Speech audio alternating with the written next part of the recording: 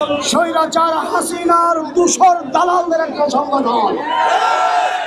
এই সংগঠন আওয়ামী লীগের নামে কোনো কার্যকলাপ না পারার কারণে ইসকনের মাধ্যমে বাংলাদেশে নতুন করে বিশৃঙ্খলা সৃষ্টির গভীর চক্রান্ত মাত্র।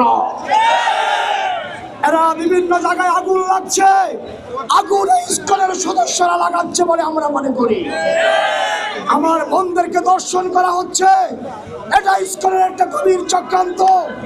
মসজিদের ইমাম, মাদ্রাসার ওলামায়ে কেরামকে গুম করে বর্ডার নিয়ে শহীদ করার গভীর ষড়যন্ত্ররা লিপ্ত হয়েছে।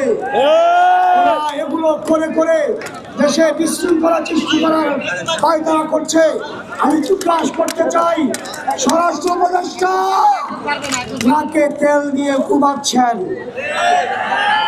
আমার মুসলিম বোনকে নির্যাতন করা হচ্ছে, আলেমদের নির্যাতন করা হচ্ছে।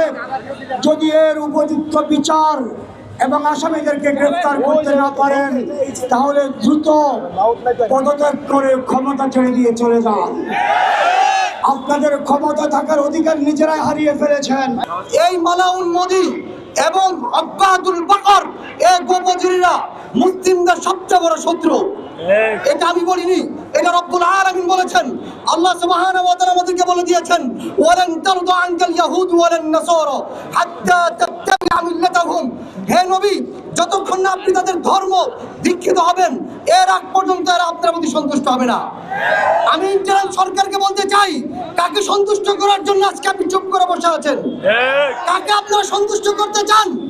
বাংলাদেশের যারা আগামী দিনে ক্ষমতা আসার জন্য বসে আছেন, আপনাদেরকে বলি, কাকে সন্তুষ্ট করার জন্য চুপ করে বসে আছেন?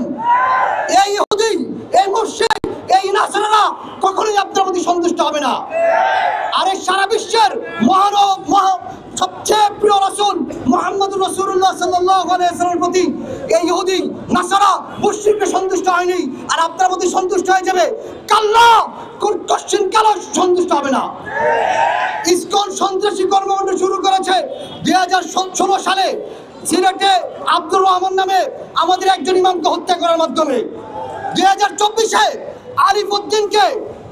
আরিফউদ্দিনকে জজ করে সামনে হত্যা করেছে। তারপর আমরা দেখেছি একের পর এক আমাদের মুসলিম বোনদের ইজ্জত লুণ্ঠন করতে।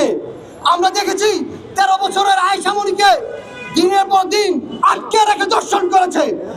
আমরা দেখেছি নিকট অতীতে একজন ইমামকে জোরপূর্বক গাছের সাথে বেঁধে উলঙ্গ করে তাকে পিটানো হয়েছে। আমরা চুপ থাকতে চাই। সুতরাং ভাববেন না যে আমরা ভয় পেয়েছি, ভাববেন না যে এটা আমাদের ভীরতা, এটা আমাদের কাপুরুষতা। আল্লাহর কসম, আমরা সেই জাতি যারা আতাইনা বিকুম বিরিজালিন ইউহিব্বুনাল মাউত কামা তুহিব্বুনাল হায়া। আমরা সেই জাতি যারা জীবন করা বরং মৃত্যুকে ভালোবাসি। আমরা সেই জাতি যারা মনে করি মৃত্যুর মাধ্যমে আমরা আমাদের রবের কাছে ফিরে যাব। আমরা সেই জাতি যারা আমাদের জানমালকে আল্লাহর কাছে জান্নাতের বিনিময়ে বিক্রি করে দিয়েছি। আমরা সেই জাতি যারা আল্লাহর কাছ থেকে ওয়াদা নিয়েছে, আমরা আমাদের জানমালের বিনিময়ে আল্লাহর কাছ থেকে জান্নাত লাভ করব। সুতরাং আমাদের রক্তের নিয়ে তামাশা করবেন না, আমাদের বন্ধের ইজ্জত নিয়ে তামাশা করবেন না। আমরা শান্ত জাতি, আমরা শান্ত থাকতে চাই। আমাদেরকে দয়া করে আমাদের সবরকে ভেঙে দিবেন না। নতুবা ওয়ালা তাহিনু ওয়ালা তাহজানু ওয়া আনতুমুল আ'লাউন ইন কুনতুম মুমিনিন। আমরা যখন চাকবো তখন হাসিনার মতো পলায়ন করার